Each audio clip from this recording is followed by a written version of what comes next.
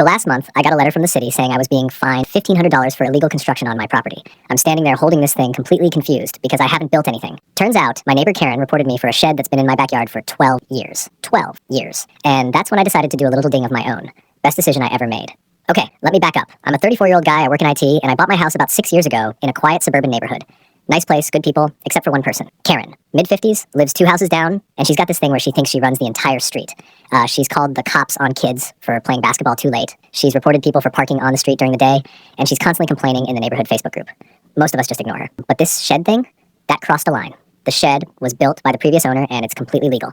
I've got the permits and everything. So I called the city, explained the situation, and they apologized and dropped the fine. But here's the thing, I was annoyed. Really annoyed. So I went on the city's public records website just out of curiosity to see if Karen had any permits filed for her property. And oh man, did I hit the jackpot. Turns out Karen has this huge sunroom addition on the back of her house. Like really nice. Probably added $20,000 to her home value. I'd seen it before, but never thought much of it. So I searched for the permit. Nothing. I searched again under different terms. Still nothing. This sunroom was built without a permit. I triple checked. Then I found more. She'd converted her garage into a living space. Also no permit. And she had a fence that was 8 feet tall in the front yard, which violates city code that limits it to 4 feet. I sat there staring at my computer screen, just smiling. I wasn't even mad anymore. I was excited. So, I did exactly what she did to me. I filed a complaint with the city. Included photos, addresses, the whole 9 yards. I kept it anonymous, but I made sure to be very detailed. Within 2 weeks, she got her own letter.